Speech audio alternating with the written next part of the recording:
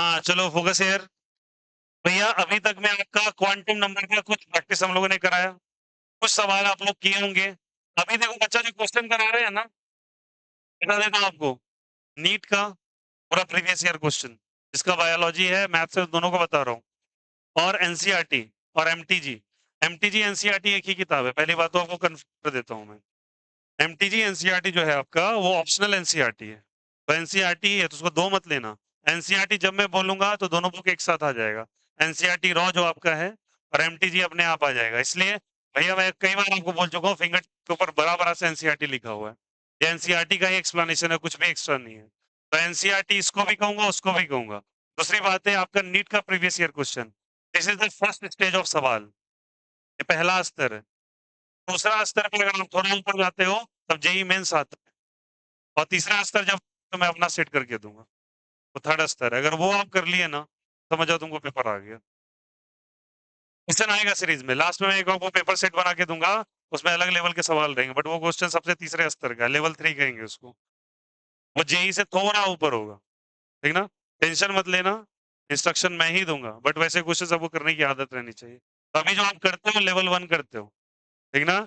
Level 1 में आप बोलोगे भैया इसमें कम से कम मेरा इतना क्वेश्चन हो जाता है, इतना होमवर्क हो जाता है। देखो बच्चे, मैं कोई एक्सक्यूजेस नहीं देना चाहता हूँ, टू बी वेरी ऑनेस्ट।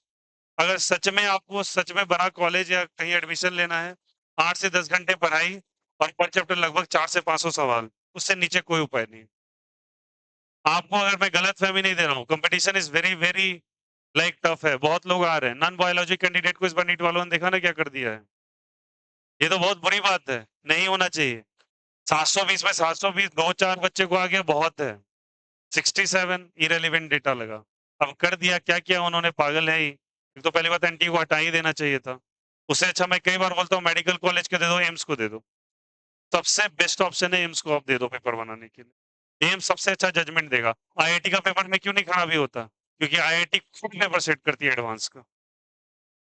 आप गलती कर ही नहीं सकते, आप करो आईआईटी में के पेपर में कुछ गड़बड़ी, सेकंड आईआईटी का एग्जाम कैंसिल कर देगी। एनडीए कभी नहीं करने वाला।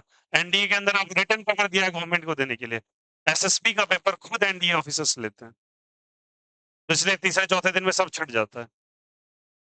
आप उन्हीं एजेंसीज को दे दो ना, जो एजेंसी सबसे बेस्ट है इस इंडिया के अंदर।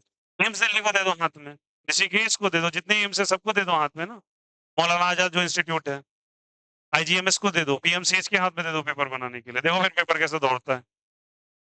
उन स्टूडेंट्स को दो ना जो क्वालिफाई किए हैं, जो आगे फाइनल मेडिकल स्टूडेंट्स, उनके प्रोफेसर्स को दे दो आप, देखो फिर कितना तोड़ो बनाएंगे सवाल वो। मजा आएगा वहां पे करने में। ये दे देते हैं लल्लू लाल एनटीए को, इसने अपना मेडिकल का एम नहीं पास किया होगा, वो जो आईएएस ऑफिसर बैठा है ना, तो शक्ल से ही लगता है उसको साइंस नहीं आता है, मुंह से ही लगता है गजीब सा गरीब सा स्टूडेंट। तो जो भी है नहीं है, what ever its very bad. लेकिन आपको बता देता हूँ भैया, सवाल तो बहुत करने पड़ेंगे आपको। तो चलो अब भैया हम लोग पढ़ते हैं, टॉपिक डालेंगे सारे बच्चे। Planar nodes and angular nodes, planar nodes and angular nodes. नहीं समझ में आया ना।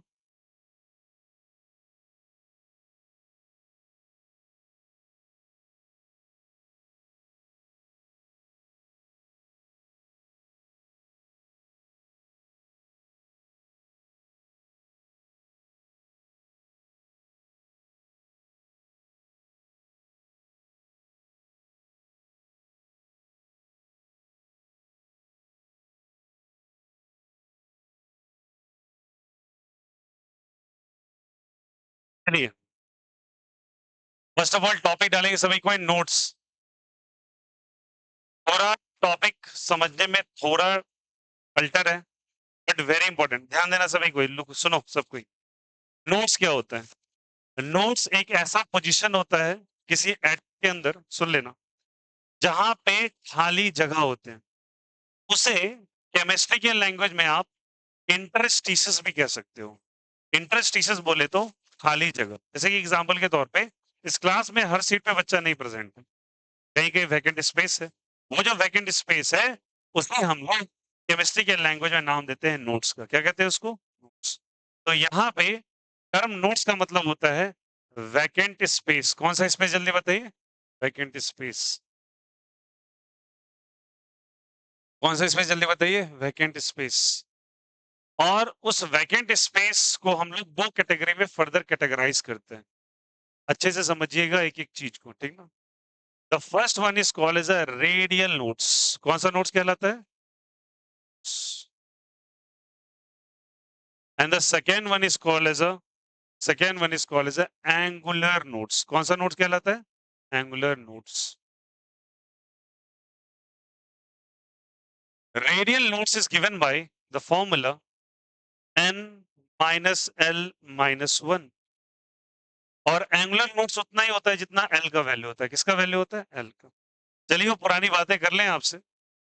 बताइए थोड़ा सा। S, P, D और F। ठीक है क्या?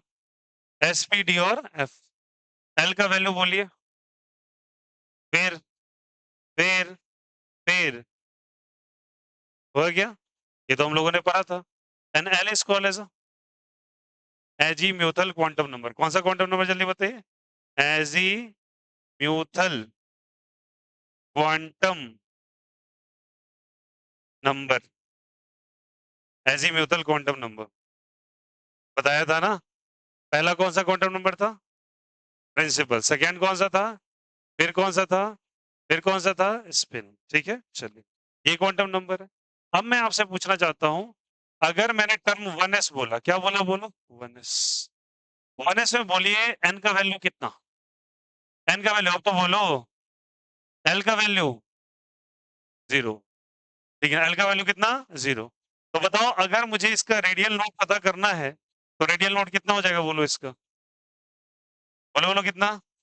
n minus L minus 1. What is the value of n? 1. What is the value of L? What is the value of 1? 1. 1 is 1. 1 minus minus minus plus होगा। अरे वो 0 है। 1 में से क्या चला गया? 1। कितने हो गए? तो रेडियल नोट्स तो है ही नहीं। रेडियल नोट्स तो है ही। थोड़ा 2s का देख लेते हैं। 2s का बोलो तो। n का वैल्यू 1, L का 0। रेडियल नोट का value n minus L minus 1. What is the value of n? मैं चेक कर रहा था। क्या होगा n का वैल्यू? 2। L का वैल्यू 0। 1 का value 1। 2 minus 1 1। Okay.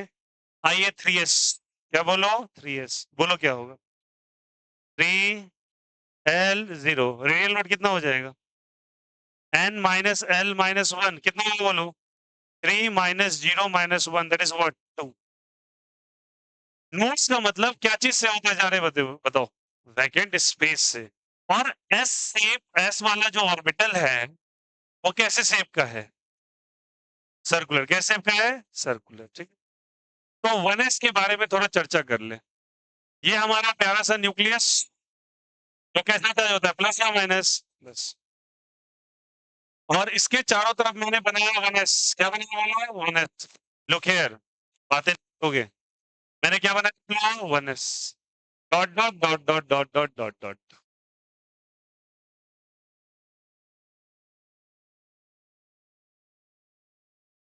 Feel this things.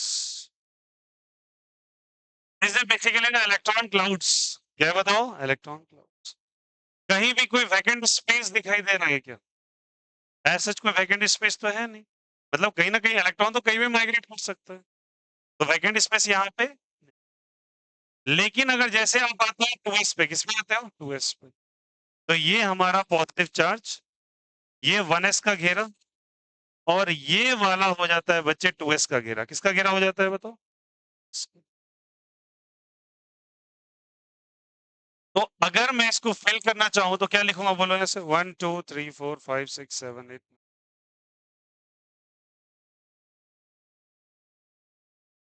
बताओ क्या कहीं खाली जगह तुम्हें नजर आ रहा है? बोलो हाँ या ना। अरे बोलो यस और नो। ये दोनों के बीच में, 1s और 2s के बीच में खाली जगह नजर नहीं आ रहा। This space is called as a vacant space. कौन सा स्पेस कहलाता है? And this vacant space is called as nodes. क्या कहलाता है ये? और इसे कहते हैं इंटरस्टिसेस। क्या कहते हैं? बोलो। इंटरस्टिसेस। इंटरस्टिसेस का मतलब होता है खाली स्पेस। कैसा स्पेस? जल्दी बताओ। खाली स्पेस। याद रहेगा अब? कैसा इसमें जल्दी बताओ, खाली स्पेस। तो ये जो नोड आया बच्चे, ये जो नोड का वैल्यू कितना निकल के आया, 1। यही 1 वो नोड का स्पेस है। आया समझ में? सिमिलर अगर मैं 3s के पास जाता हूँ, क्या जाता हूँ बताओ, 3s के 3s के पास कितने नोड्स लो, 2 नोड्स है। तो 2 नोड्स है तो बताओ, ये हमारा प्यारा सा न्यूक्लियस, ये घेरा, घेरा पे घेरा, और घेरा, फिर घेरा।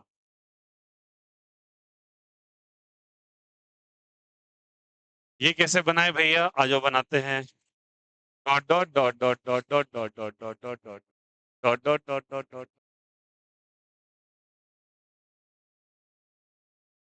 अब समझ पा रहे हो बात को? कितने खाली जगह दिख रहे हैं तुम्हें?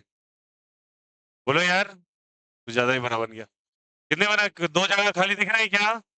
पहला नोट बोलो यार, 1 नोट दिखा क्या? और ये कौन सा नोट दिखा, सेकेंड नोट। नोट अगर 2 खाली जगह हैं तो खाली जगह is vacant space. That vacant space is basically called as a node. क्या कहलाता है ये, नोड। तो बताइए यहाँ से नोड कितना है, जल्दी बताइए, 2। यहाँ कितना है, 1, और यहाँ पे नोड नहीं है, इसलिए यहाँ नोड का वैल्यू कितना है, 0।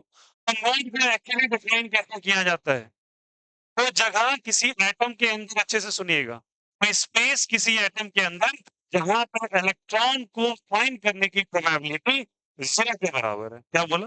वो जगह किसी एटम के अंदर जहां पे इलेक्ट्रॉन को फाइंड करने की प्रोबेबिलिटी क्या है, 0। बहुत सिंपल शब्द में कहें कि वहां पे अगर टॉर्च जला के आप इलेक्ट्रॉन को खोजने के लिए गए तो आपको इलेक्ट्रॉन दिखाई नहीं देगा। उसी जगह पे, उस खाली जगह में क्या नाम दे देते हैं, नोड्स। ये डॉट डॉट डॉट रिप्रेजेंट कर रहे हैं इलेक्ट्रॉन के क्लाउड्स को, और ये जगह कौन सा जगह रिप्रेजेंट कर रहा है, वैकेंट स्पेस को। वही वैकेंट स्पेस को क्या कह देते हैं, नोड। और ये किसका डायग्राम है, जल्दी बताओ, 3s का। ये किसका है बोलो, 2s का, और एक का है 1s। याद करो, एक गंदा सा इक्वेशन लिखा था हम लोगों ने, that was called as Schrodinger wave equation. बोलो यार, याद आया वो दिन, श्रोडिंगर वेव इक्वेशन। चलो उस इक्वेशन के अंदर एक चीज बताते हैं आपको। ऐसे करके आपने लिखा था, बताओ, त्रिशूल बनाया था एक। बोलो बनाया था क्या, व्हाट वाज दिस, शाय। क्या था ये, शाय। इसको हम लोग नाम देते, वहां मैंने चर्चा नहीं किया था, बोलो आगे चर्चा हो, और वो दिन आ गया अब चर्चा करने वाला। This is basically called as a probability function. बोलो मेरे साथ, कौन सा function, function. What is the meaning of probability function? ये फंक्शन इंडिकेट करता है कि किसी भी पोजीशन पे इलेक्ट्रॉन कितना सारा होगा, वो आप इससे पता कर सकते हैं। और अगर आपको ये पता हो जाए कि कितने सारे इलेक्ट्रॉन्स हैं, तो इलेक्ट्रॉन का मूवमेंट कैसा है, इलेक्ट्रॉन रह कैसे रहा है, वही बताता है कौन, क्वांटम नंबर, जो अभी कर रहे थे आप। बोलो हाँ या ना? अगर ऐसे तो स्फेरिकल, स्पी है तो डंबल, नहीं तो डबल डंबल, नहीं तो कॉम्प्लिकेटेड। कर रहे थे ना क्या, उसका क्वांटम नंबर पोजीशन पता कर रहे थे। एंटी क्लॉकवाइज क्लॉकवाइज है, ठीक ना, वो कहाँ पे रह रहा है, तो सब कुछ की जानकारी तभी तो मिलेगा ना। किसी इंसान का कैरेक्टरिस्टिक्स तभी आप पता कर सकते हैं ना, जब इंसान का प्रेजेंस हो वहां पर। बोलो यार, ये सोनू, आप यहाँ पे आए हैं तो मैं बता सकता हूँ ना, ये पर्टिकुलर बच्चा इस कलर का शर्ट या टी शर्ट पहना है। अगर वो आए ही नहीं तो क्या उसके ड्रेस के कलर को डिटरमाइन, एक प्रोबेबिलिटी ही होगा। बोलो हाँ या ना? इसलिए ये बताता है कि प्रोबेबिलिटी क्या है उस इलेक्ट्रॉन के फाइंड होने का। और अगर इलेक्ट्रॉन के फाइंड होने की प्रोबेबिलिटी पता चल जाए, तो इलेक्ट्रॉन का चाल चलन कैसा है, वो क्लॉकवाइज घूम रहा है, एंटी क्लॉकवाइज घूम रहा है, डबल डंबल बना रहा है, सर्कुलर बना रहा है, कॉम्प्लिकेटेड बना रहा है, वो सब कुछ पता चल रहा है। एक रेस्टोरेंट के अंदर एक इंसान गया, वो व्हाइट कलर का टी शर्ट पहना था और उसने ऑर्डर किया कुछ खाने के लिए।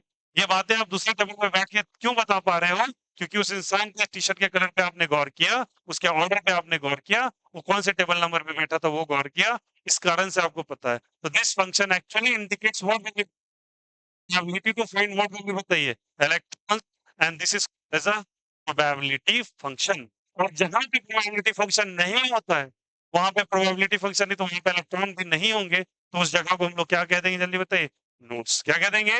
अभी नोड्स पे बहुत अच्छा कंसेप्ट आपको डिस्कस होगा। एनसीईआरटी में 3-4 ग्राफ दे रखे हैं, लेकिन हम कम से कम 16-17 पर फोकस करेंगे, ताकि वो 3-4 ग्राफ मेरे लिए कुछ भी ना रहे। ठीक है, चलिए कॉपी कर लीजिए पहले, कॉपी कीजिएगा सारे बच्चे। अभी एंगुलर नोट्स में नहीं है, अभी कौन सा नोट पढ़ रहे हैं, जल्दी बताओ, रेडियल नोट्स। अच्छा, radial term come from the word radius. Radial term किसे है बोलो?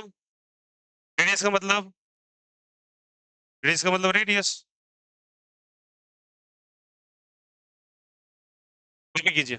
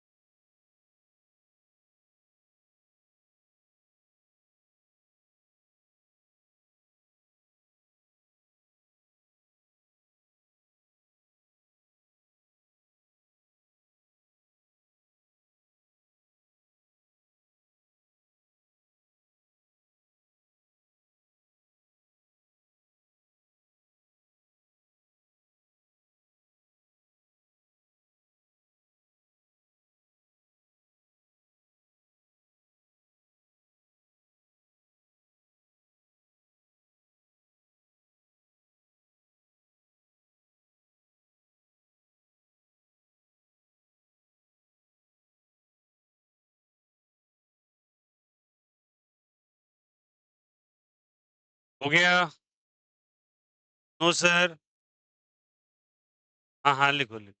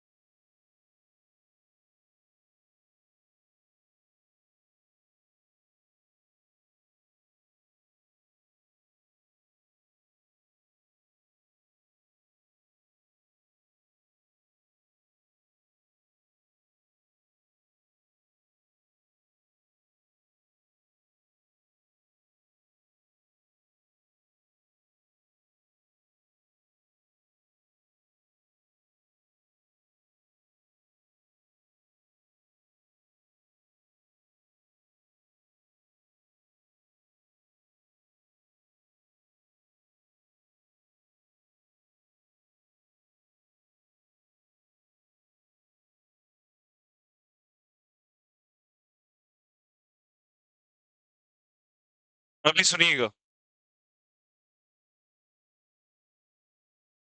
और चीज आपको हो गया सभी का।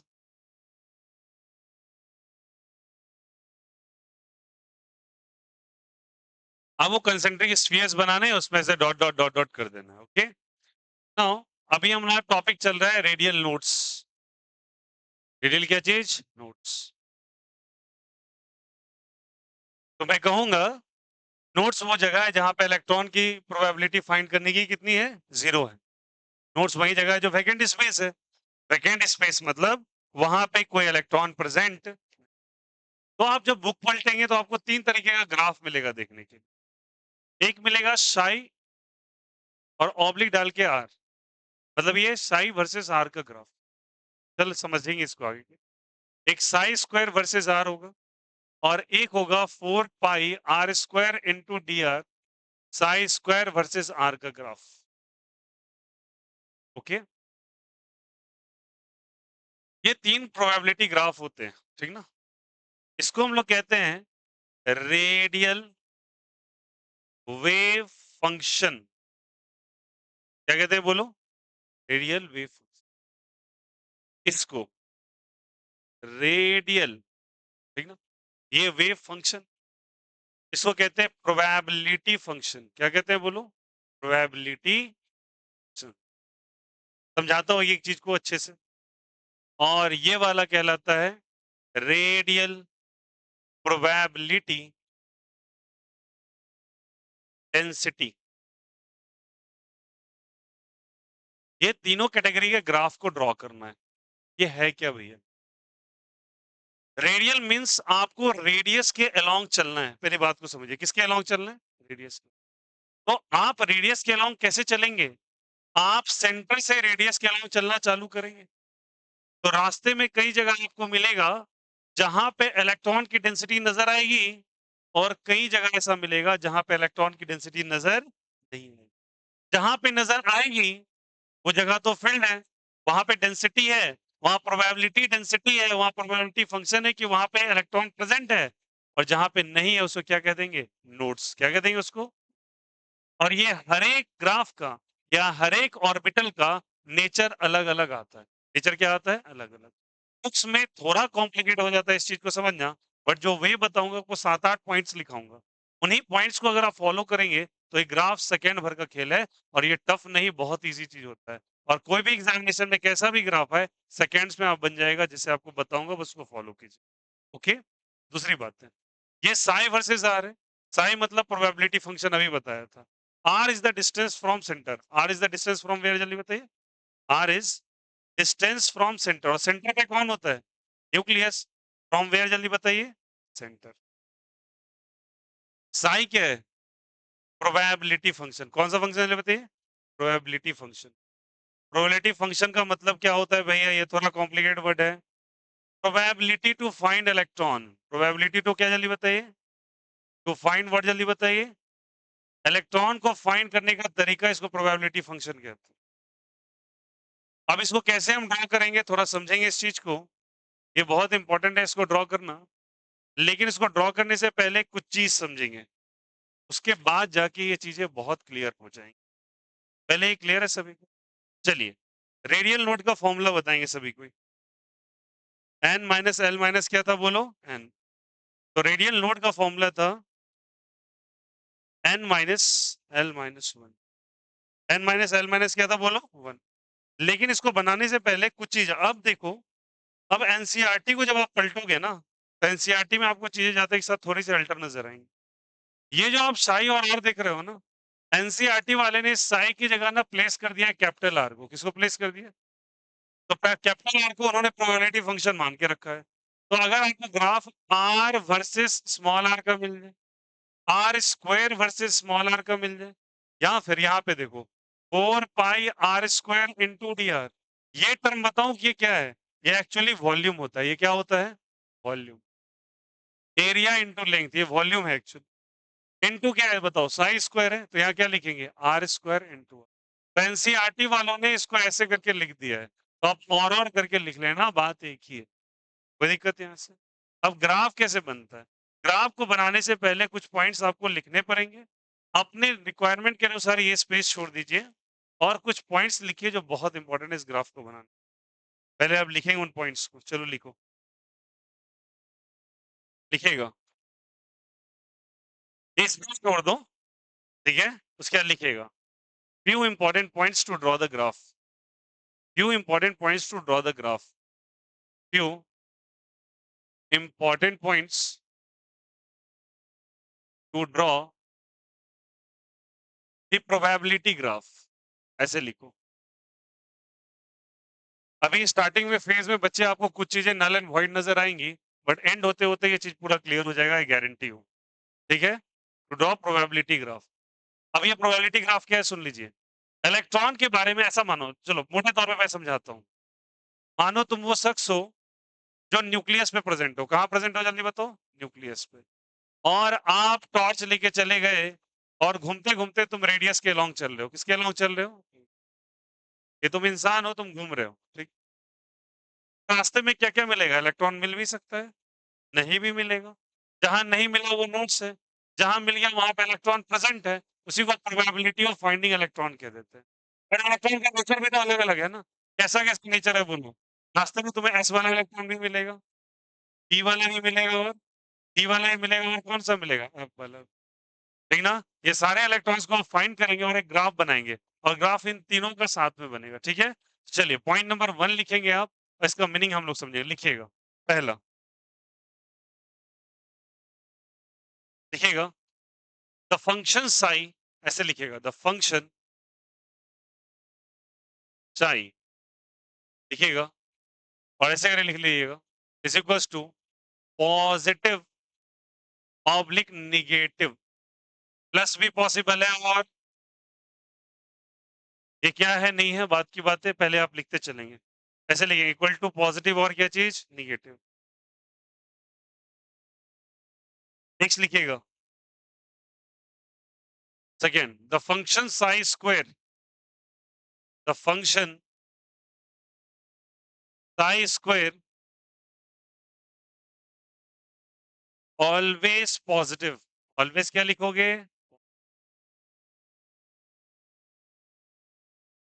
ऑलवेज क्या लिखोगे? Positive. Point number 3, length of graph, length of graph is equals to radial node. और रेडियल नोड का क्या फॉर्मूला बोला? n माइनस एल माइनस 1 लिखो। This are very important, the crux point to draw the graph.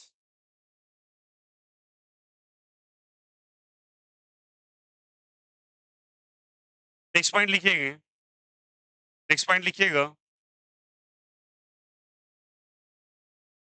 the end point and the starting point of the graph, the end point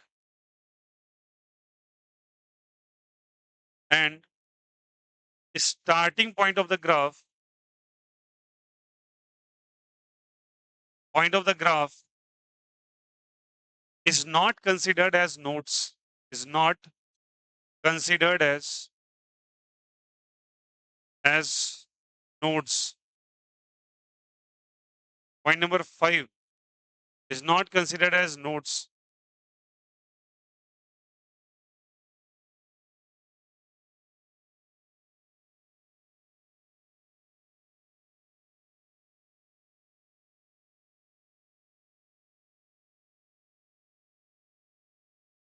Point number 5,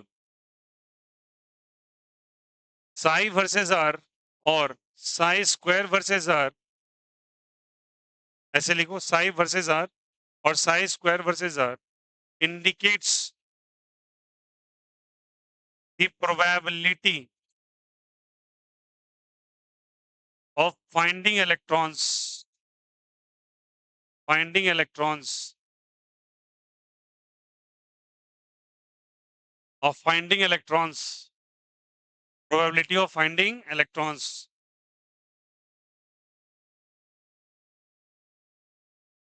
फिर लिखिएगा for S, for S, for S, S समझ गए? S orbital, for s orbital लिखो ऐसे करके, orbital The density of electron is high at center. The density of electron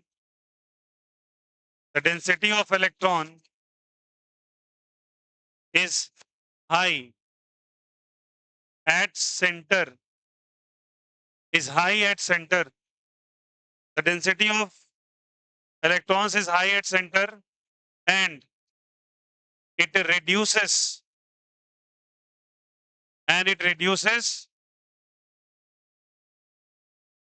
when we move radially outward. When we move radially outward. Radially outward. Radially outward. Now look at the meaning of this thing. धीरे धीरे करके ये चीज बहुत clear होता चला जाएगा आपका, ध्यान रखिएगा. साई का या साई स्क्वायर का ग्राफ अगर आपको बनाने कहा जाए एस के लिए, किसके लिए बोलो? S. समझना, अभी मैं मोटे तौर पे समझ रहा हूं कि चीजें आपको बहुत कम ही समझ में आ रही, 30%, but try to understand. Psi या साई स्क्वायर का ग्राफ बनाओ आर के रिस्पेक्ट में.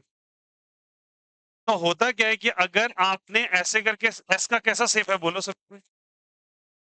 सर्कुलर या स्फेरिकल शेप है. तो सर्कुलर शेप है तो इसके सेंट्रल पोजीशन में बच्चे इलेक्ट्रॉन्स बहुत ज्यादा होते हैं. But as you go in the outward area the probability of finding electrons reduces. मतलब ये सबसे ज्यादा एस ऑर्बिटल में जो इलेक्ट्रॉन मिलेंगे आपको वो सेंटर पे ज्यादा मिलते हैं, बाहर बहुत कम होते हैं. ठीक है, और अगर बाहर कम होंगे तो इसका ग्राफ जब कभी बनेगा तो ओरिजिन पे अगर आप बनाओगे तो सोच के बताओ, क्या किसी एस ऑर्बिटल का सेंटर पोजीशन एक नोड पोजीशन है क्या? नहीं. से नोड किसको कहते हैं? वो जगह जहां पे ना हो बट सेंटर में तो क्राउडिंग है इलेक्ट्रॉन्स की. तुम एक फील्ड में हो, फील्ड में सारे के सारे बच्चे बीच में जमा है, तो बताओ कहां पे बच्चे नहीं होंगे, साइड वाइज या सेंटर पे? साइड वाइज नोड होगा ना, लेकिन सेंटर में तो नोड नहीं होगा. तो यहाँ पे प्रोबेबिलिटी सबसे ज्यादा है फाइंड करने की इलेक्ट्रॉन की, तो इसीलिए यहाँ पे प्रोबेबिलिटी डेंसिटी इलेक्ट्रॉन का काफी हाई होता है और ये ग्राफ कंसिस्टेंटली डाउनवर्ड की तरफ मूव करता है. आया समझ में? तो आप साई का ग्राफ बनाओ या साई स्क्वायर का ग्राफ बनाओ, साई किसको कहते हैं? रेडियल वेव फंक्शन को कहते हैं. साई स्क्वायर किसको कहते हैं? रेडियल प्रोबेबिलिटी डेंसिटी को कहते हैं. दोनों का दोनों प्रोबेबिलिटी है किस चीज को फाइंड करने का? इलेक्ट्रॉन को फाइंड करने का. इसके ग्राफ का नेचर शुरू में बहुत ज्यादा होगा और बाद में ये कम होता चला जाएगा, क्योंकि ये किसका पोजीशन है? सेंटर का, और सेंटर से दूर जा रहे हैं तो धीरे धीरे ये घट रहा है या बढ़ रहा है? घट रहा है. आया समझ में? तो यहाँ पे ये मैक्सिमम है या मिनिमम है? It is maximum. और यहाँ पे क्या है? ये मिनिमम. क्या इस स्टेटमेंट मीनिंग समझ में आया? अब पढ़ते इस स्टेटमेंट में क्या लिखा है. For s orbital the density of electron high at where, जल्दी बताओ, centre, and it reduces when we move radially outward. है समझ में? इसी के करस्पॉन्डिंग वो फिगर बना लीजिए, इसके नीचे ठीक ये फिगर बना लीजिए, इसके नीचे ये फिगर बना लीजिए.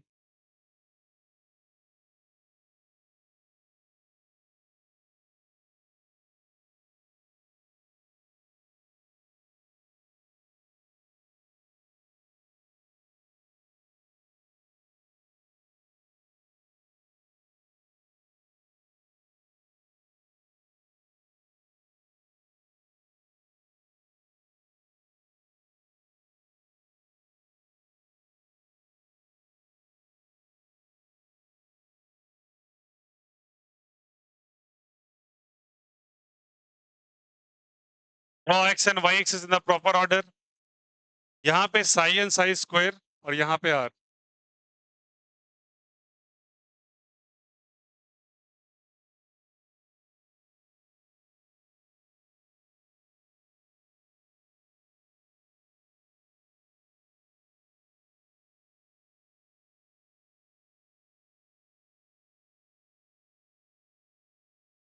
इट्स ए काइंड रिक्वेस्ट, जो बच्चे चैप्टर नंबर 1 नहीं पढ़े हैं, चैप्टर अपलोड हो रहा है, प्लीज उसको फॉलो करते रहें, आपका पूरा फिनिश हो जाएगा backlog.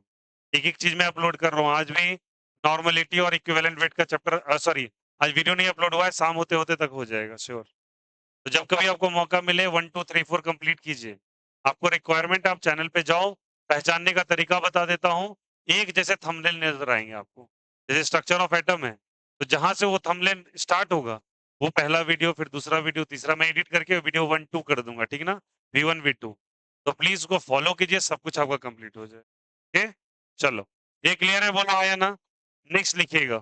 Point number 7 point number 7 और समझते चलेंगे सारे पॉइंट को, not a tough one. Point number 7 लिखेगा। क्या नहीं रहा 1 एंड 2? 1 और 2 को हटा दें क्या? चलो, लिखिएगा। The probability of finding electrons the probability of finding electrons the probability of finding electrons the probability of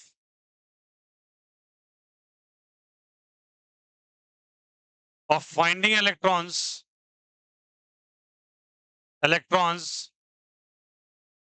for P, D, F, G dot dot dot.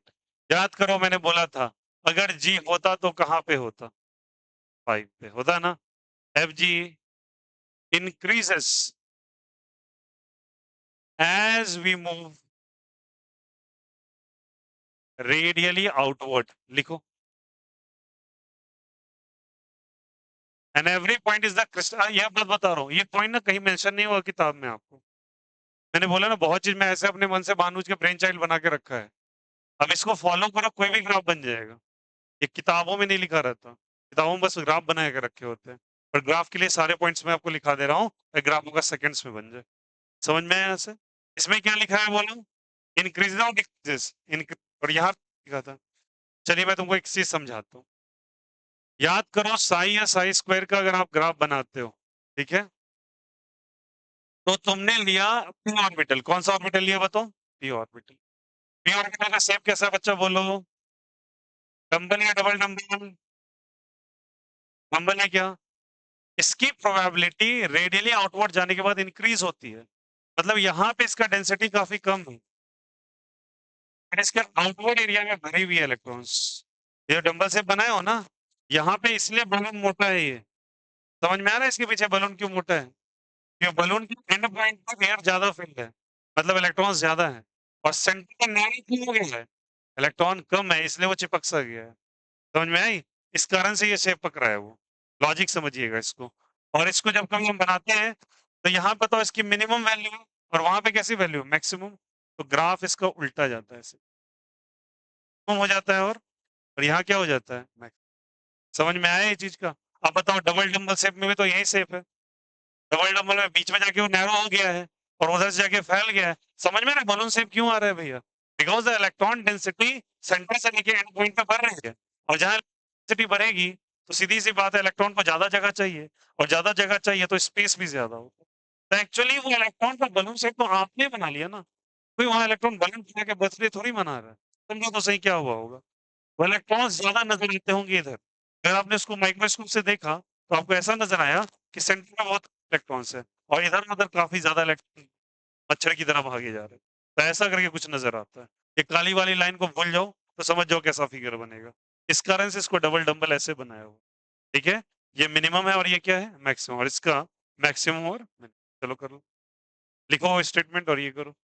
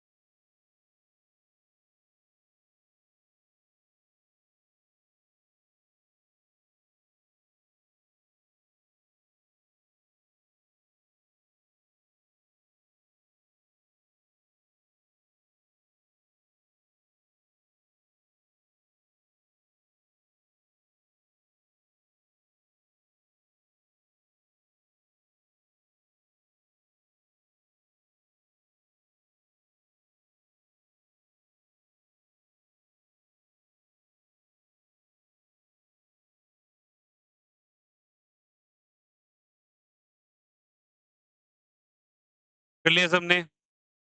कौन? Next point. ये नीचे वाला हटा दें क्या?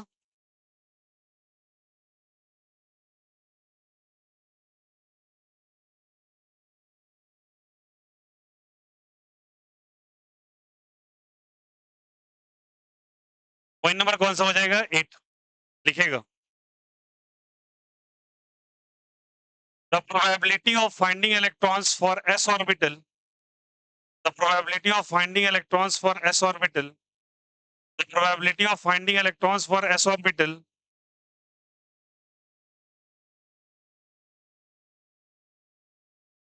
The probability of finding electrons for s orbital decreases with for s orbital decreases with increase in radial distance. Decreases with increase in radial distance. Decreases with increase in radial distance. Decreases with increase in radial distance. Decreases with increase in radial distance. ठीक है? Radial distance मतलब आप ऐसा कुछ graph बनाओ, ये बनाइए graph, इसका मीनिंग समझेंगे हम लोग।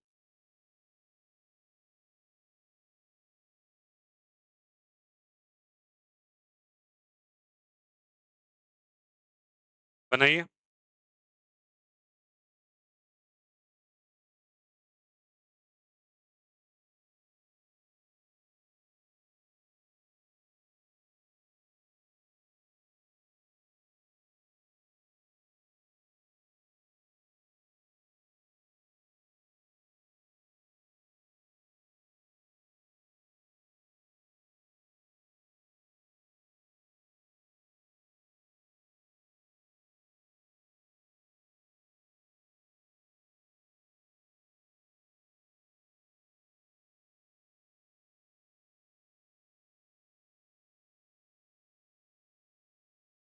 लिखा? बोलो यार, ड्रॉ दिस ग्राफ।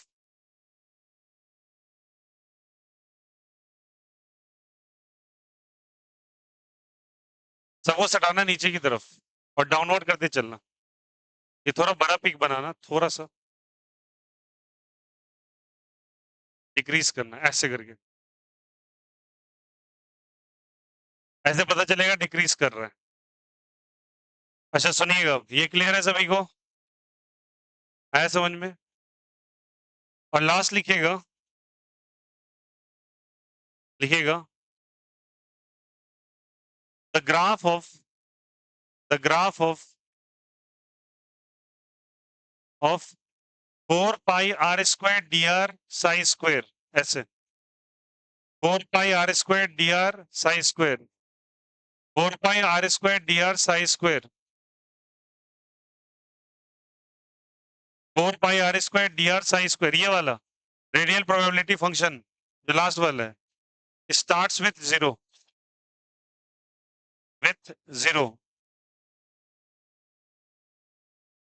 ब्रैकेट में लिखना एसपीडीएफ, स्टार्ट विथ जीरो और ब्रैकेट में लिखना एसपीडीएफ, स्टार्ट विथ जीरो और लिखना एसपीडीएफ। ओके, अब एक चीज यहां ध्यान रखेंगे सारे बच्चे, देखो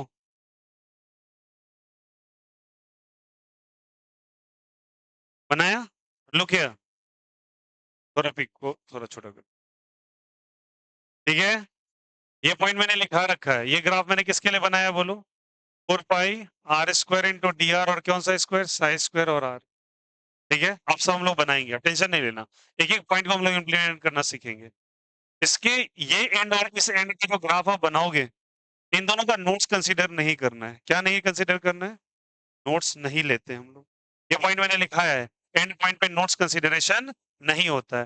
बनाइए ग्राफ को और दोनों एंड पे लिख लीजिएगा नोट्स और क्रॉस का साइन दे दो, मतलब नोट्स आप नहीं लेंगे। ये बात मैंने लिखवाया एक पॉइंट में। अब देख लो कौन सा पॉइंट है, 1 2 3 4 कुछ है, लिखो, अब ग्राफ बनाएगा तो समझ में आ जाएगा।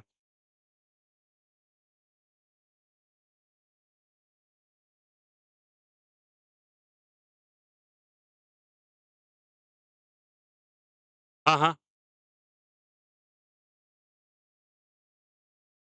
बच्चे क्योंकि न्यूक्लियस अपना प्लस चार्ज है, इलेक्ट्रॉन माइनस है, तो प्लस चार्ज हमेशा माइनस को कॉल करके अपने पास रखे, नहीं टकराता। टकराएगा नहीं? नहीं आएगा।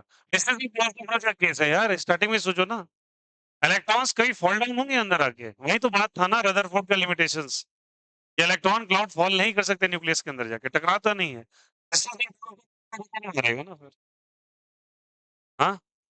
नहीं वो स्पेसेस नहीं, बहुत distance of closed only high distance है ना। याद कीजिए वही तो 10⁻⁻15 मीटर आया था डिस्कवरी ऑफ न्यूक्लियस के अंदर। तो वो नोडल डिस्टेंस नहीं कहलाएगा, बहुत कम होता है, नेग्लिजिबल डिस्टेंस है। 1 फर्मी मीटर को हम कोई डिस्टेंस नहीं कंसीडर कर सकते। ठीक है?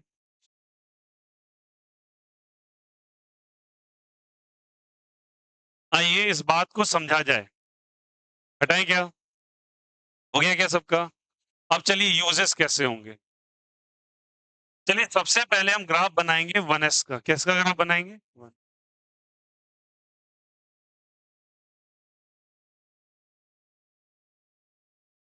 1s का ग्राफ बनाएँगे हम। लुक हियर, अब बुक में जाओगे और ये काफ़ी स्टैंडर्ड फॉर्मेट है सवाल का। ये कतई बता रहा हूँ, इट्स अ टफ क्वेश्चन, मतलब टफ फॉर्मेट है। अभी आपके चैप्टर में जितना कुछ पढ़े हो, उसका सबसे टफेस्ट फॉर्मेट यही आता है। बट अगर ये समझ गए आपको स्ट्रक्चर ऑफ एटम में लिटरली कभी कोई प्रॉब्लम नहीं होगा। और क्वांटम मैकेनिक्स सबसे इंपॉर्टेंट पार्ट है पूरे के पूरे। ये आप क्वांटम नंबर जब से पढ़ रहे हो, ये डुअल नेचर आ गया आपका, जहाँ पे आपकी प्लैंक्स क्वांटम थ्योरी आ गई, ठीक है? उसके बाद आपका हाइजेनबर्ग आ गया। देखो तो हाइजेनबर्ग को अगर एनसीईआरटी में देखोगे तो क्या लिखा है? What's the quantum atomic model?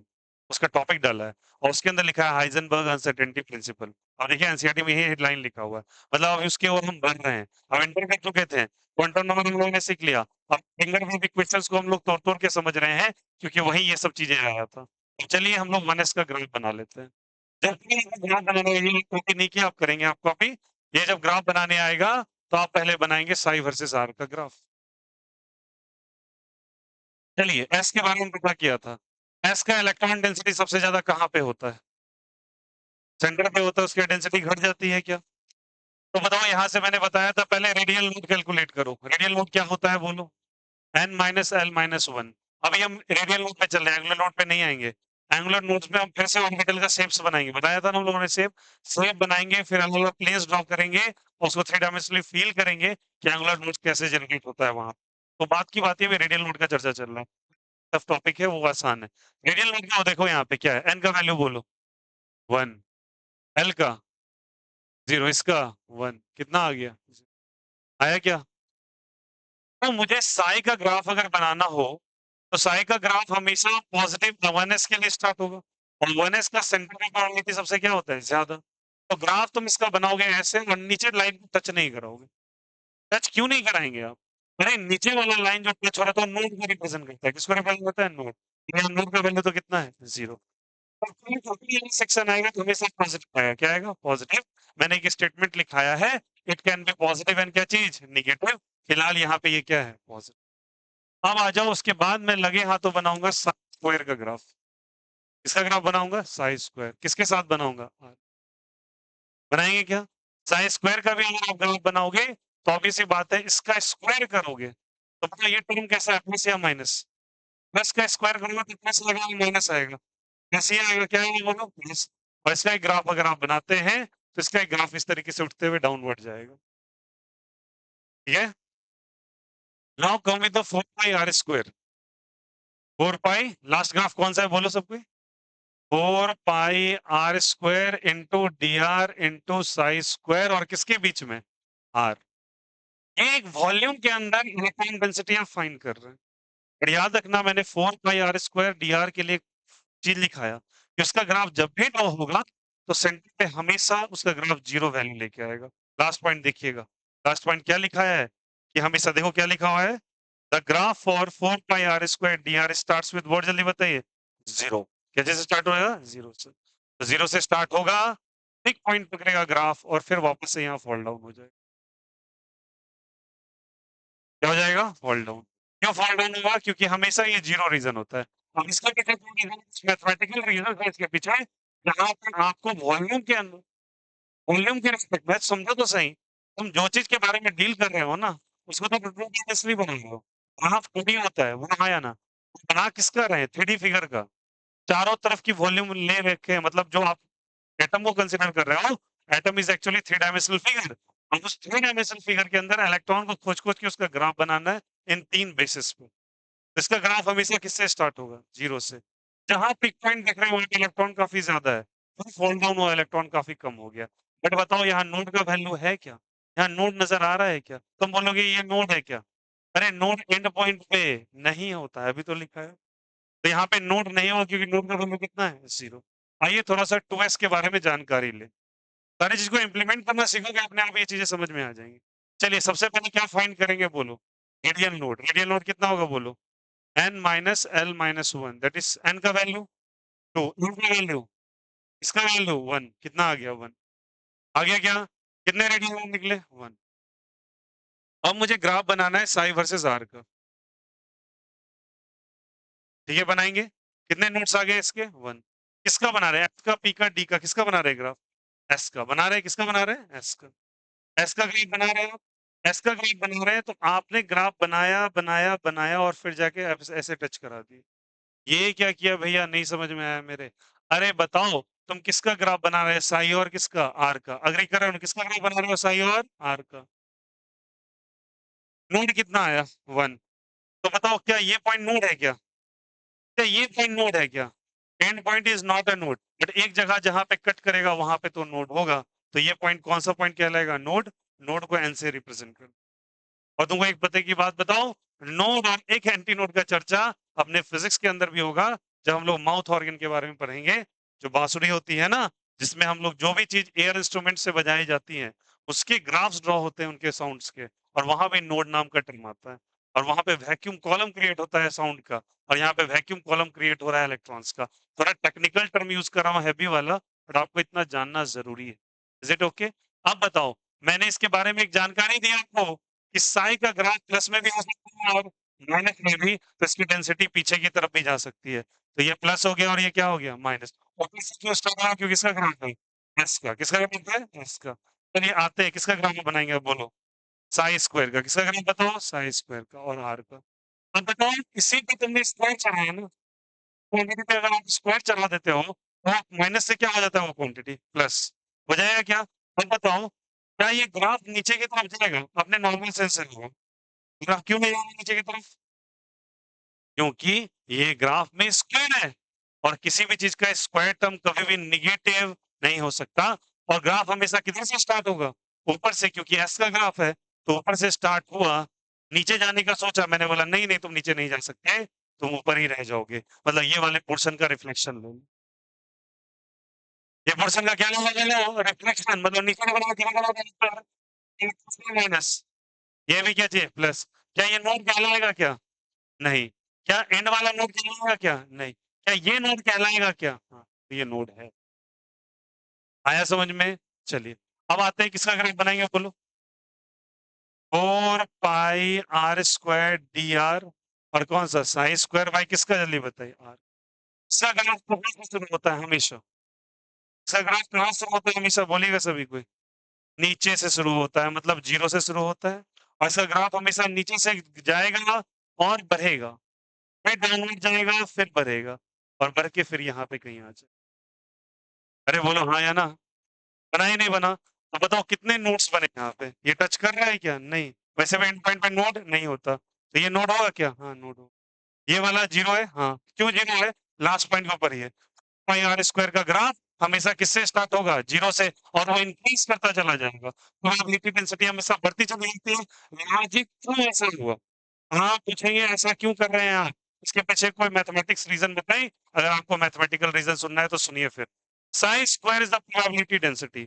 आप कहेंगे कि सेंटर से जब एस दूर जा रहा है तो एक पॉइंट भैया आपने लिखा है कि सेंट्रल पॉइंट से एस के लिए अगर आप आगे बढ़ते हो तो electron density consistently fall down होती है। तो ग्राफ को तो कम करना चाहिए। ये क्या बता रहा है फिक्स कि इलेक्ट्रॉन काउंट बढ़ रहे हैं? बट सोचो सही, यहाँ पे एक फंक्शन है आर स्क्वायर। क्या है बोलो? किसी भी चीज़ पे कर रहे हो यार। 1 पे स्क्वायर करोगे 1, 2 पे करोगे 4 पे करोगे 16। ये बहुत बुरी तरीके से भागता है ऊपर की तरफ। तो ये आर स्क्वायर एक्चुअली इस ग्राफ को डंप देता रहेगा हर जगह।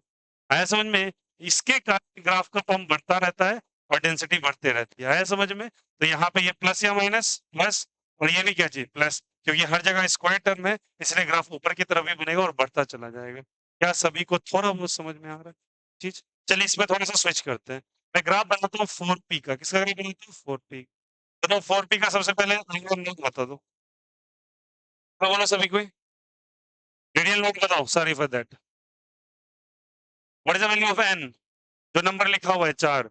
l कितना होता है p के लिए? याद आ रहा है? एसपीडीएफ बोलो सभी कोई। एसपीडी और एफ क्या था बोलो? 0 1 2 और 3। p के लिए कितना वैल्यू बताओ? 1 रखो 1, और यहाँ भी क्या हो जाएगा 1 और माइनस वन 2। कितने नोट्स आ गए? 2 नोट्स आ गए क्या? अब बताओ किसका ग्राफ आप बना रहे हैं? p का। किसका बना रहे हो? p का। p का शेप याद है आपको? डंबल शेप, मतलब सेंटर की तरफ वो चीज चिपका हुआ है और बाहर की तरफ फैला हुआ है। क्यों फैला हुआ है? बिकॉज आउटसाइड पे इलेक्ट्रॉन क्लाउड्स ज्यादा है और सेंटर पे इलेक्ट्रॉन क्लाउड कम है। और जहां इलेक्ट्रॉन क्लाउड कम है तो वो ग्राफ नीचे से स्टार्ट हो गया, ऊपर से नीचे से। इसलिए ग्राफ यहाँ ऊपर से था क्योंकि एस का था। डी का ग्राफ किधर से स्टार्ट होगा? नीचे से। कितने रेडियल नोट्स बना देगा? 2 या 1? 2 या 1? 2। ये प्लस भी हो सकता है, और क्योंकि तुमने किसका ग्राफ बनाना है? साई और किसका बताओ? आर का। इसका ग्राफ कैसे बनाए? कैसे बनाए? इसका ग्राफ आप ऐसे बनाएंगे, ऐसे गया, फिर गया, फिर गया, फिर गया। क्या फील कर पा रहे हो उसको ऐसे क्यों बनाया? चलो मैं थोड़ा कैलकुलेट करता हूँ। नोड ही आंसर दे देगा आपको। मैंने लिखाया है radial node is equal to length of graph. हाँ या ना? कितने रेडियल नोड आ रहे हैं? 2। तो 2 बार इंटरसेक्शन मिलना चाहिए ना? तो ये यहाँ 4 बार इंटरसेक्शन मिल रहा है। फर्स्ट और लास्ट इंटरसेक्शन क्या नोड कहलाता है? नहीं। कौन सा इंटरसेक्शन केवल नोड होगा? जो बीच में आएगा। फर्स्ट और लास्ट वाला कहलाएगा नहीं। कितने नोड्स आ रहे हैं इसके? तो कौन कौन से? ये नोड कहलाएगा क्या? हाँ। ये नोड कहलाएगा क्या? यस। ये नोड कहलाएगा क्या? नहीं। तो यहाँ भी नोड नहीं है और यहाँ भी। तो नोड यहाँ पे और नोड यहाँ पे क्लियरली लिखा हुआ है। बताओ ऊपर वाला प्लस या माइनस? नीचे वाला? ऊपर वाला प्लस। प्लस माइनस सारा हो सकता है। अब आया? कोई दिक्कत है यहाँ से? और फील कर पा रहे हो ग्राफ को? थोड़ा प्लीज समझते हैं। इसका किसका ग्राफ बनेगा आप बोलो? बोलो किसका? साई स्क्वायर और किसका? आर का। बनाएंगे क्या? साई स्क्वायर और आर का। प्रोबेबिलिटी डेंसिटी बताओ। अगर ये तो little friendly electrons in P orbital बढ़ेगा या घटेगा? बढ़ेगा। सेंटर पे कम होता है, बाहर क्या होता है? ज्यादा। तो ग्राफ पीक पकड़ेगा या पीक उसका डाउन होगा? पीक पकड़ेगा मतलब पीक बढ़ता चला जाएगा। पहले बताओ डाउनवर्ड पीक बनाओ। Sorry 1 minute. पीक छोटा बनाओ या बड़ा बनाओ? क्या बना दे पहले? 4p का। 4p का बड़ा पीक बनाए क्या? और उसके बाद क्या कर दे पीक को? कम। क्यों कम कर दे? कम क्यों कर दे? लॉजिक लॉजिक तो समझते चले। ऐसा नहीं कि याद ही कर लेना है सबको। बताइए क्यों कर रहे हैं कम पीक? अरे सेंटर का इलेक्ट्रॉन ज्यादा है या कम है? ज्यादा। सेंटर का इलेक्ट्रॉन कम है। सेंटर पे इलेक्ट्रॉन कम है या ज्यादा है? सेंटर पे इलेक्ट्रॉन कम है और वहां पे इलेक्ट्रॉन क्या है? ज्यादा। और यहाँ पे अगर ग्राफ बनाएंगे ना, देखो यहाँ से। यहाँ पे ग्राफ देखो, ये किसका ग्राफ बोलो? 4 पाई r² dr इंटू क्या हो जाएगा? साई स्क्वायर। और किसका ग्राफ है जल्दी बताओ? है ना? तो ये ग्राफ बनाएंगे। तो इसका ग्राफ अगर आप ड्रॉ करोगे तो सोच के बताओ यहाँ से। इसका ग्राफ देखो, पहले इसका ग्राफ देखो। इसके ग्राफ में हमेशा किधर से स्टार्ट होगा? देखो एसपीडीएफ में मैंने क्या बोला है? हमेशा 0 से स्टार्ट होगा। और यहाँ फैक्टर क्या है जल्दी बता? Are square. आर स्क्वायर हमेशा क्या होता जाएगा? बढ़ता चला जाएगा क्या? अब बताओ कितने नोट्स इसके पास आएंगे? 2 नोट्स। 3 नोट्स या 2 नोट्स? 2 नोट्स आ रहे हैं। यहाँ पे एक नोट और यहाँ भी नोट बन रहा है। बोलो हाँ या ना? ये 0,0 होगा और ये क्या हो जाएगा? आर। ये प्लस और ये भी क्या चीज? प्लस। आया समझ में? अब किसका ग्राफ बनाना है? साई स्क्वायर का। साई स्क्वायर का ग्राफ आपको बताइए यहाँ से 4p का। 4p का अगर देखा जाए 4p का, और किसका बना रहे हो आप? आर का। आर का बना रहे हो तो 4p। 4p का ग्राफ बनाओगे तो सेंट्रल पोजीशन पे वही है कम और बाहर क्या होगा? ज्यादा। एक ग्राफ ऐसा।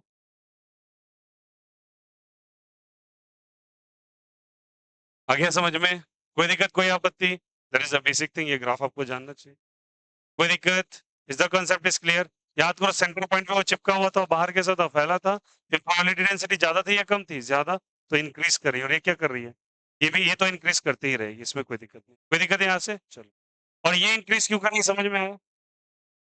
बिकॉज यहाँ पे कौन सा फैक्टर है? R square. रेडियस रिस्पॉन्सिबल है। इलेक्ट्रॉन की डेंसिटी कम होती जा रही है, पर रेडियस क्या कर रहा है जल्दी बताओ? बढ़ता जा रहा है, ये इसको बढ़ाएगा ही हमेशा। तो ये ग्राफ एक ही जैसे नेचर का होता है हर के लिए, बट इसमें क्या होगा, नीचे से क्या जाएगा ऊपर की तरफ। समझ में आ गया सभी को? चलिए ड्रॉ दिस ग्राफ।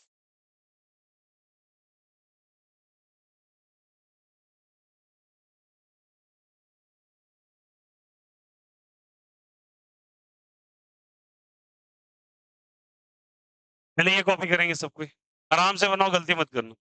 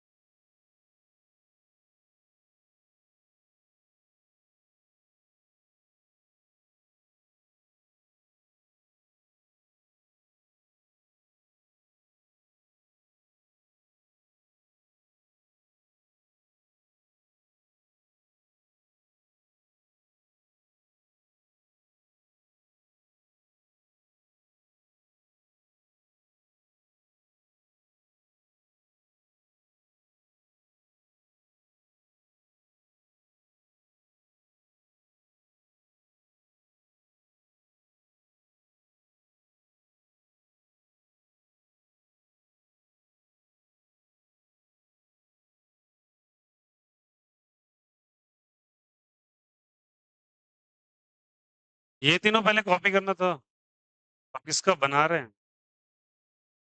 कॉपी किया?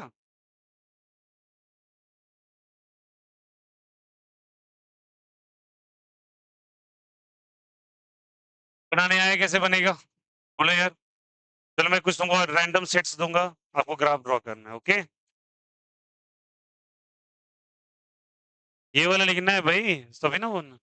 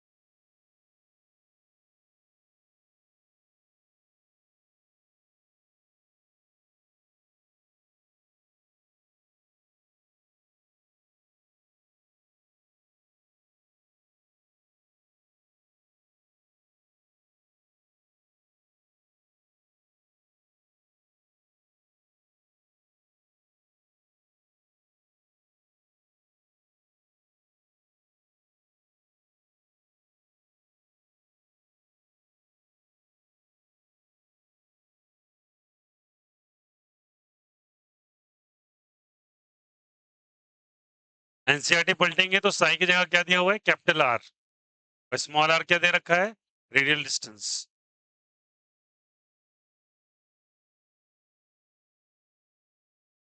चलो तो एनसीईआरटी वो लक्ष्मी।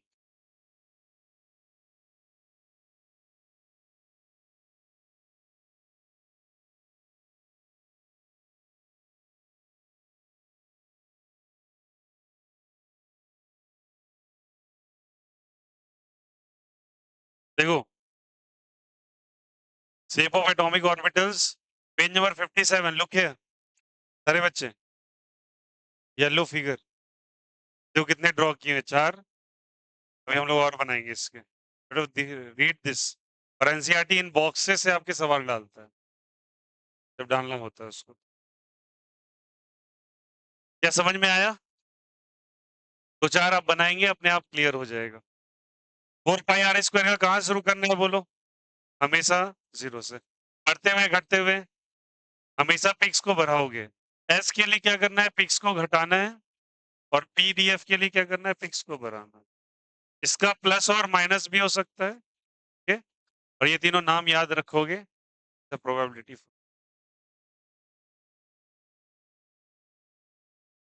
यार तुम लोग को टफ तो नहीं पढ़ा देता ना इतना ज्यादा भी? ऐसा नहीं घर जाके बोलते साला इतना क्या चल रहा है? टफ तो नहीं लगता ना तुम्हें? हैं? मुझे लगता है मैं बहुत इजी बना के निकला। वैसे इजी हो ही नहीं सकता।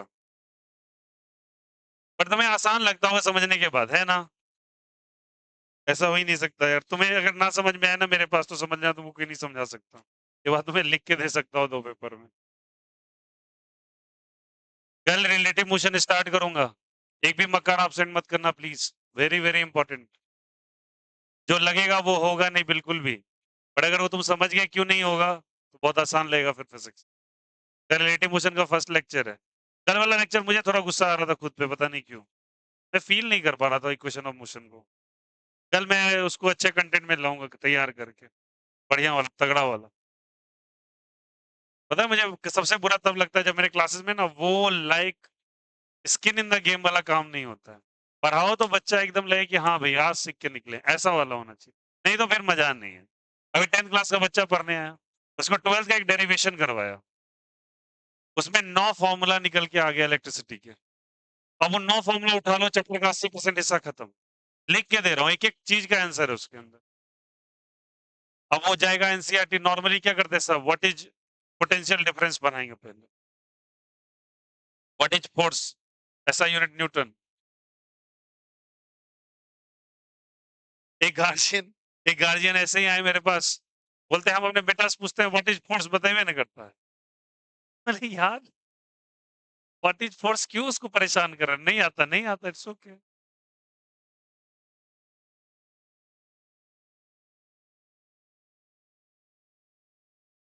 मुझे मुझे एग्जाम्पल में देने का, आप बच्चे को जो मारते हो ना, वही फोर्स का एग्जाम्पल है।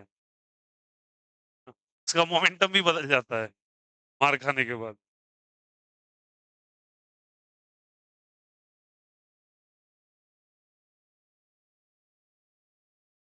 नहीं, वो बच्ची आपके कॉपी से ही क्यों लिखती है जब वही चीज लिखा रहता है यहाँ पे? वो बच्चे, उनको देखने में दिक्कत होता है, तो चश्मे क्यों लगाते हैं फिर? तो ग्लासेस उनको यूज करते हैं यार।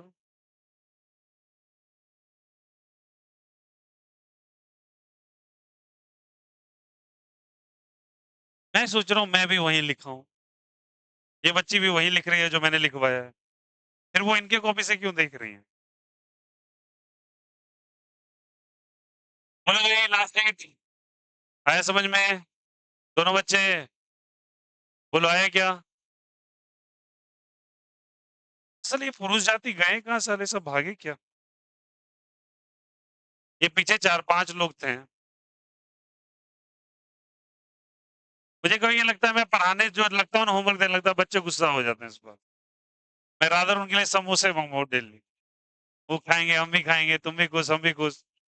पढ़ाई लिखाई अपने तेल लेने गया, हम लोग तेल में छान के समोसा खा लेंगे। मतलब हद है यार। तुम लोग पढ़ने या समोसा खाने आए हो? कुछ बच्चे ऐसे ही सोच के आते हैं मजा आएगा ट्यूशन में। क्या मजा करोगे? इससे अच्छा मजा कुछ है ही नहीं।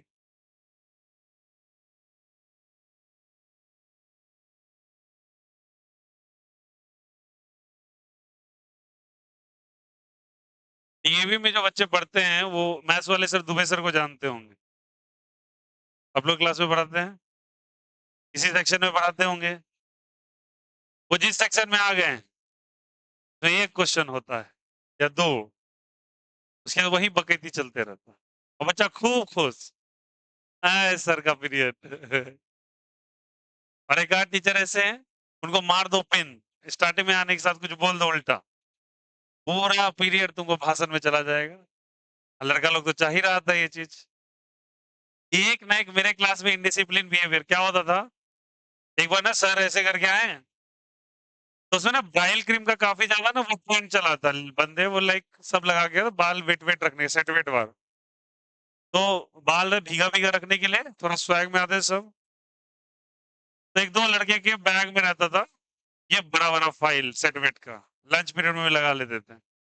एक दिन सबको मन किया चलो कुछ नया किया जाए, उन्हीं सर का पीरियड था, तो लंच पीरियड में सबको गए और पानी से बाल भिंगाया, और पूरी क्लास ने एक दो छोड़ के जो टॉपर सेक्शन पढ़ने वढ़ने वाले, या उनको भी एक आधों को अपने तरफ खींच लिया, सब इतना इतना ब्राइल क्रीम लगा के बैठ गए।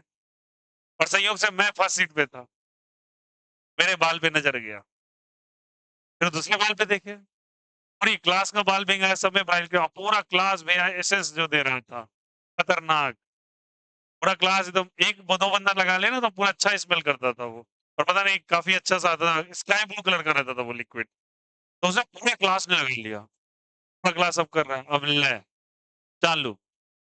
उसके बाद वो नहीं हुआ, 15-20 मिनट बाद कौन-कौन सर आ गए, सबका बैग चेक हो रहा है, कि ब्राइल क्रीम किसके बैग वैग में सब लगा हो के बैठ चुका है।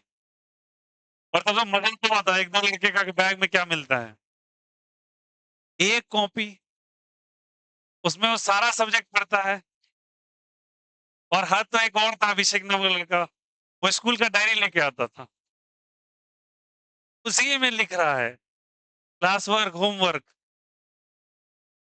और उसका बैग इतना हल्का था, कई बार वो अपना बैग दूसरे के बैग में डाल देता था, उसका बैग लेके जा रहा है इस कदर में। और तो और उसके बाद क्या हुआ, वो हो गया, तो बहुत चिल्लाए, फिर उसके बाद वाइस प्रिंसिपल वगैरह आ गए, दुबे सर, वो सब चेक वेक किए हैं, नहीं मिला, सबका ब्राइल क्रीम यूज हो चुका था।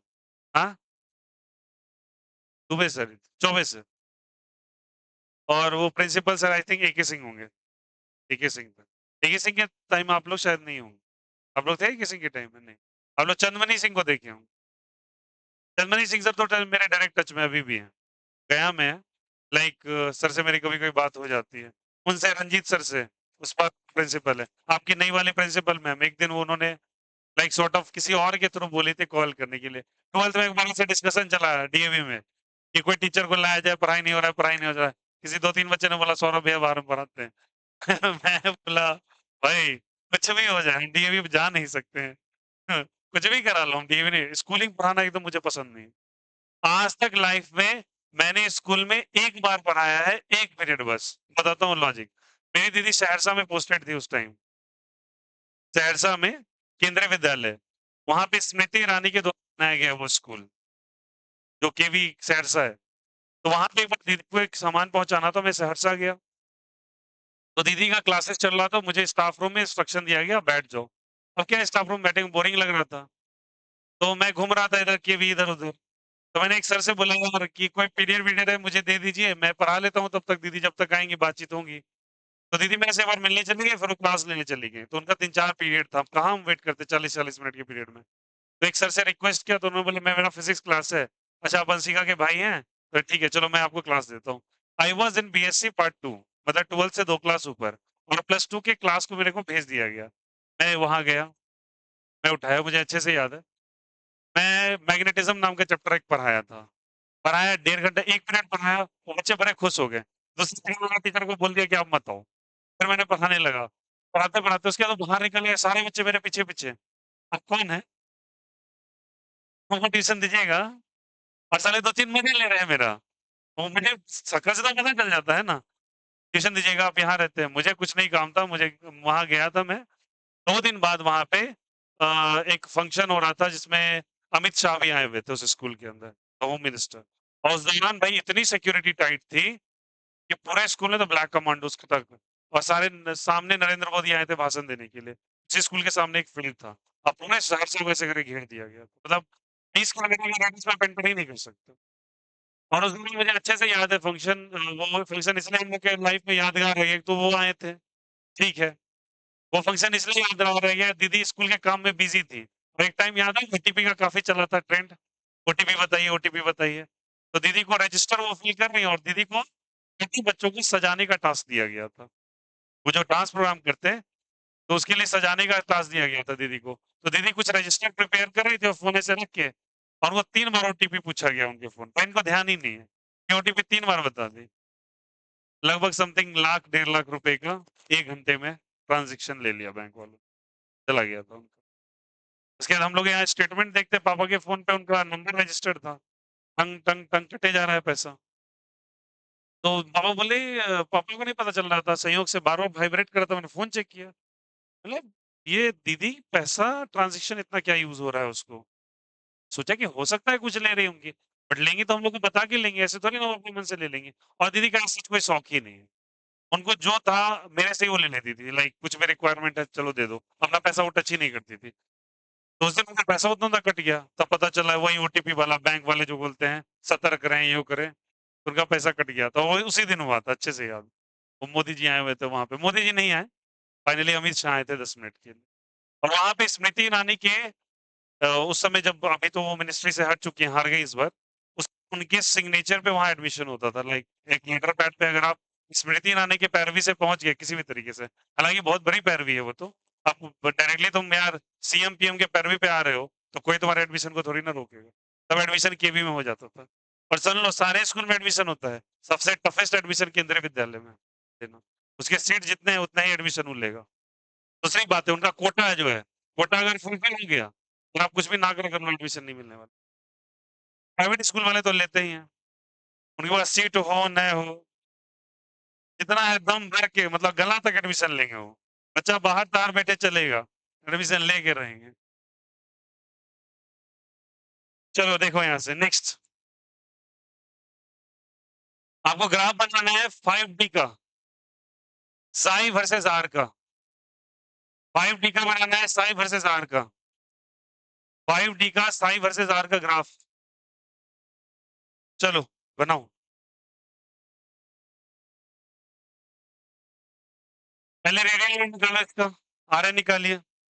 अब मुँह नहीं बनाना है यहाँ पे। मुँह बनाने के लिए सवाल बनाओ। रेडियल नोट निकालो पहले।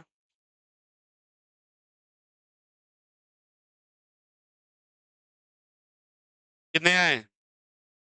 रेडियल नोट कितना आया? 2 या 1? 2 आया क्या? 2 आया तो 2 का बनाओ। साई और आर का कैसा है? साई आर का कैसा ग्राफ बनेगा? प्लस माइनस या केवल प्लस? प्लस केवल? प्लस भी और माइनस भी। बनाइए, बनाइए, बनाइए। ट्राई करो, गलतियाँ करो, गलती करोगे तभी सीखोगे।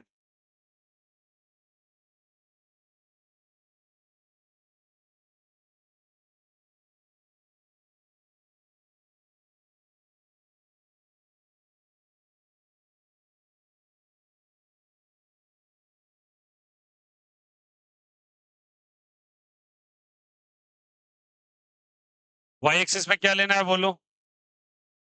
साई। और यहाँ क्या लेना है? आर। तो क्या रेडियल नोट 2 निकला क्या? कैसे निकाले आप? 5 माइनस 2 माइनस 1 बोलो यार यस और नो। टी के लिए एल का वैल्यू कितना होता है? 2। तो 5 माइनस 3 इज इक्वल टू 2 आया क्या? ओके। अब चलिए क्या कैलकुलेट करना है? Radial note. चलो करो। मेरा तो ऐसा बना भाई, आप लोग का भी ऐसा बना क्या? ये नोट्स जीरो ही होंगे, ये प्लस, ये माइनस, ये प्लस। Is it okay? बोलो हाँ या ना? चलिए इसी का ग्राफ बनाइए। 4 pi psi square r square t r का। 4 pi r square t r psi square versus r का ग्राफ बनाइए। कैसे बनेगा? सेम केस है, सिंपल है यार।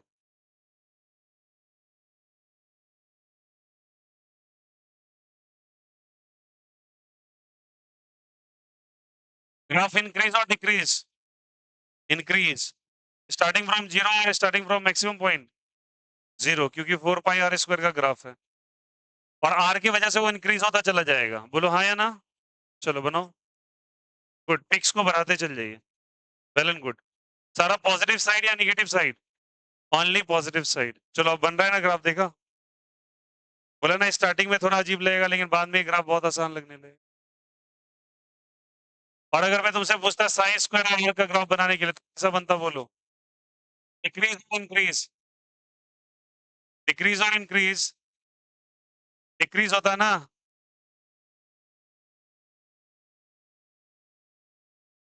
विद टू नोट्स बना लीजिए सब कोई। Plus plus plus decrease increase. चलिए एक और देते हैं ग्राफ। होगा ना? ये डिक्रीज होगा ना? आप देखो डी ऑर्बिटल जान रहे हो ना? डी ऑर्बिटल कैसे बनाए बच्चा? देखो ऐसे करके D orbital is double number shape ना। तो अंदर में तो कॉर्नर वाइज वो चिपका हुआ है और जो चीज की उसकी वहां पे डेंसिटी क्या है, कम है। और बाहर जाके बलून की तरफ फैला मतलब डेंसिटी क्या होगी इसे? और यहाँ पे तो आर डोमिनेशन पे आ रहा है। चलिए ग्राफ और कंडीशन दे रहा हूँ। हो गया क्या? ग्राफ बनाइए साई वर्सेस आर का 4s का। लेफ्ट साइड हटा दे क्या? लेफ्ट साइड हटा दे। साई वर्सेस आर 4s का वो ड्रॉ कर लो, साई वर्सेस आर 4s का।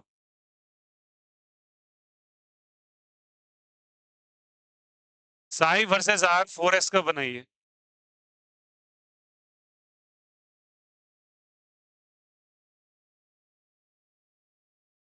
और एस का ग्राफ कहां से स्टार्ट होगा? ऊपर से नीचे से? ऊपर या नीचे? एस ऑर्बिटल भाई कहां शुरू होगा? हम्म? ऊपर से। वेरी गुड, चलिए बनाइए।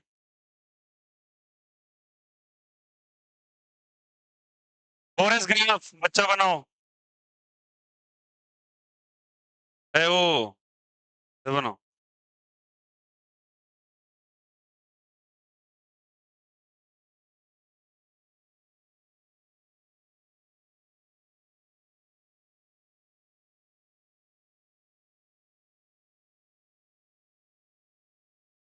क्या किए हो?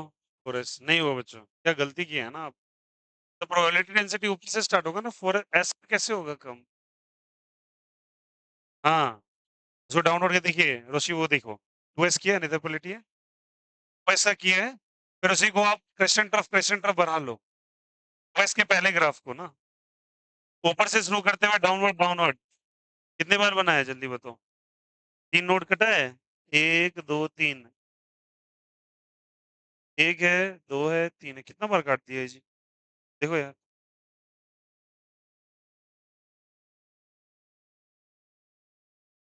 चलिए देखो, पहले रेडियल नोट निकालना क्या? कितना है रेडियल नोट बोलो? 3 निकाला क्या? 4 आया हो गया, 0 और 1, 3 आया मेरा तो। और यार एस का बनाओगे तो एस का ऊपर से स्टार्ट होता है ना, तो ऐसे पहला कट, दूसरा, तीसरा, फोर्थ कैलकुलेट नहीं होगा ना? तो ये कैलकुलेट होगा क्या? नहीं। तो 1 2 3 क्या सभी का यही बना क्या? प्लस माइनस मेंशन कर दो। प्लस माइनस बना क्या? चलिए इसी का ग्राफ बनाएंगे आप, साई स्क्वायर का, साई और आर का। साई स्क्वायर का ग्राफ बनाइए। और एस वाला सबसे ज्यादा पूछता है एग्जामिनेशन में।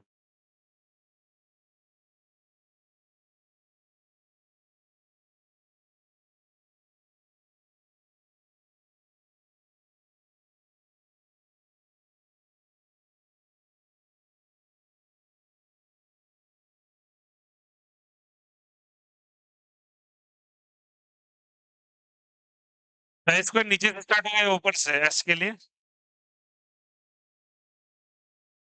ऊपर से ही होगा, बस नीचे का रिफ्लेक्शन आ जाएगा ऊपर ना। बना क्या? घटते हुए बढ़ते हुए, घटते हुए ग्राफ बनेगा क्या? चलो well and good. 4 pi r square d are किसी का भी जीरो से ही शुरू होता है, हाँ या ना? अच्छा 4 पाई r square d are zero से क्यों शुरू होता है? लॉजिक समझिए ना। आर है उसमें, सेंटर पे किसी के लिए आर का वैल्यू जीरो ही होगा ना। तो शून्य रख दो तो भैया वो टर्म खत्म हो जाएगा। तो हमेशा ग्राफ को शून्य से स्टार्ट करके ऊपर लेके जाना है समझ में। तो आई होप सो ग्राफ ऐसे बना होगा। चेक कर ले सभी कोई। इसका रिफ्लेक्शन लेना है पहला, फिर थोड़ा ऊपर करो, फिर नीचे करो, 2 हो गया, फिर और एक कर दो। पहला नोड, दूसरा नोड, तीसरा नोड, सारा पॉजिटिव हो जाएगा। बोलो बना नहीं बना? क्या सभी का ऐसा ही आया क्या? चलो लास्ट बना लो, 4 pi r square d r और साई का, ये वाला इसी का 4s का, 4 pi r square d are का।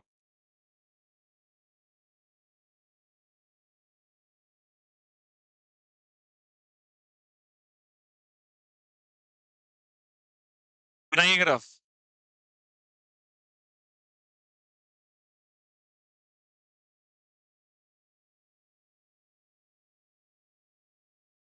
फिर बम बढ़ता चला जाएगा, घटेगा? इसका बम्प इंक्रीज ही करेगा, रेडियस डिपेंडेंट है ना।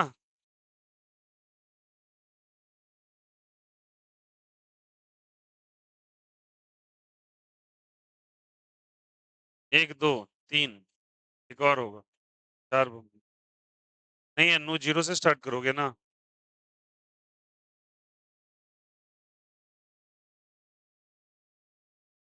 हुआ?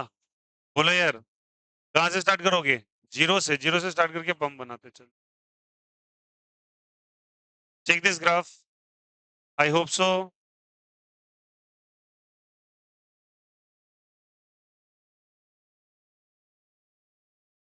1 2 3, अब बन जाएगा बोलो। Is it is what tough? बोलो यार, बना गया सभी का? बोलो हाँ या ना? देखो ये आर्ट, अब देखो लॉजिक क्या पूछेंगे कि भैया यहाँ पे क्यों हमेशा आप 0 से शुरू कर रहे हो, तो थोड़ा मैथ्स पकड़िए। क्या लिखा हुआ है फॉर्मूले बोलो तो? 4 pi r square d r into psi. एक बात बताओ, किसी के भी सेंट्रल पोजीशन पे अगर आप चले गए, एस हो, पी हो, डी हो, एफ हो, ठीक है ना, किसी के भी सेंट्रल पोजीशन पे आर का वैल्यू कितना होने वाला है? 0। शुरू तो 0 से ही होगा ना, रेडियस तो 0 होगा, प्रोबेबिलिटी कुछ भी रहे, सेंटर पे 0 है।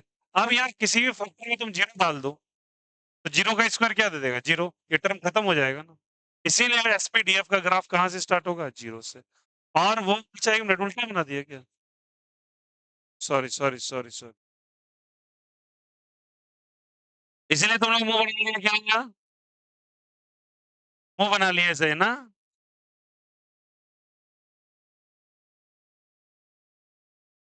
इसीलिए मुंह बना लिए ले। अच्छा आप सही है क्या?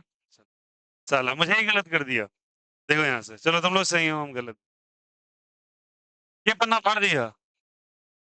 अब पन्ना कौन फाड़ा? काहे ऐसे ऐसे करते रहते हो तुम लोग? युगांडा से हो क्या भाई? है भाई? हैं? हैं? ले, हाँ, और उसको चिपका लीजिए घर जाके गोंद तोंद से। ऐसे नहीं फाड़ा कीजिए भाई। इंसानों की जगह जंगली की तरह करते रहते हो भाई, हैं? ये समझ में आ गया अब कोई भी ऐसे ग्राफ आएंगे तो बन जाएंगे। तो हमारा सुनो, क्वांटम नंबर में कोई दिक्कत अब? लेकिन क्वांटम नंबर टेंशन कैटेगरी आएगा, बोले लेवल 3 पे जाएंगे। अब जी पेपर्स भी करवाऊंगा आपसे, ठीक है? अब एनसीईआरटी दो, तो एनसीईआरटी से मार्क नहीं करवाया था तो रॉ एनसीईआरटी लो। एक दिन का मेहमान है ये चैप्टर, उसका ये चैप्टर खत्म होगा। बट अभी इसमें रखेंगे ना 3 दिन, करेंगे नहीं जब तक पुणता ना लगे कि तुमको एकदम फ्रंट तक आ गया चैप्टर एकदम, मतलब कहीं भी जाता एकदम चालू आ जाओ कि भाई ऐसा ही होगा। लगभग खत्म हो गया ये चैप्टर।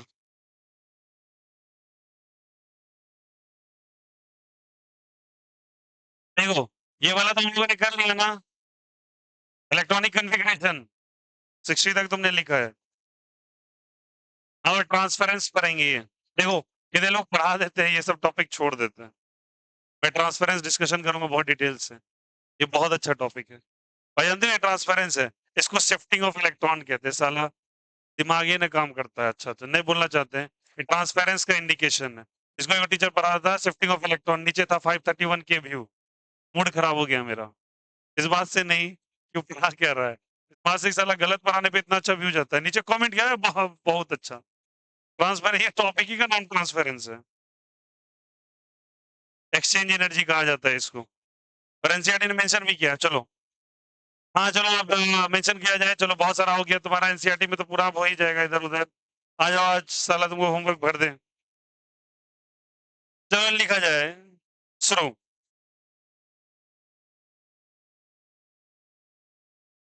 मैंने बहुत सारा दिया भी था ना होमवर्क, नहीं दिया था क्या? होमवर्क दिया था क्या? परसों डिस्कस करेंगे होमवर्क और कल लो सुन लो, कल रिलेटिव वेलोसिटी बहुत सही पढ़ूंगा और एब्सेंट किए तो मुंह तोड़ दूंगा नेक्स्ट डे, अगर एब्सेंट फिजूल का हुए कोई। बारिश बारिश में युगांडा में सीखता रहा तुम मत चल जाना। थोड़ा उड़ा है, प्लास्टिक वाला काट लीजिए, तो माथा पे ओढ़ के दौड़िए, लेकिन आइए जरूर। ऐसे नहीं कि घर में बैठे हुए हैं एकदम, बारिश हो रहा है, मम्मी मैगी बना दो, ऐसे नहीं करना है, आपको पढ़ते रहना है। बारिश हो कुछ हो, हाथ में चप्पल लेके आइए, लेकिन आइए। कीचड़ टीचड़ लगल है उसको एकदम। हाँ, कौन बोला? अल्ट्रा अल्ट्राटेक वाला आता है ना। सिमेंट वो हर टाइम में जो चलता है, ढेरे बोरा है, मेरी ओर ढलाया हुआ है इधर, ढेरे फूल बोरा दे देंगे लाके यहीं पर, सब ओढ़ के आइएगा, हम भी ओढ़ के आएंगे। चलिए, अरे ये सब चीज भी रिकॉर्ड होता है इसमें, साला कट करके ना सब दे देगा, वायरल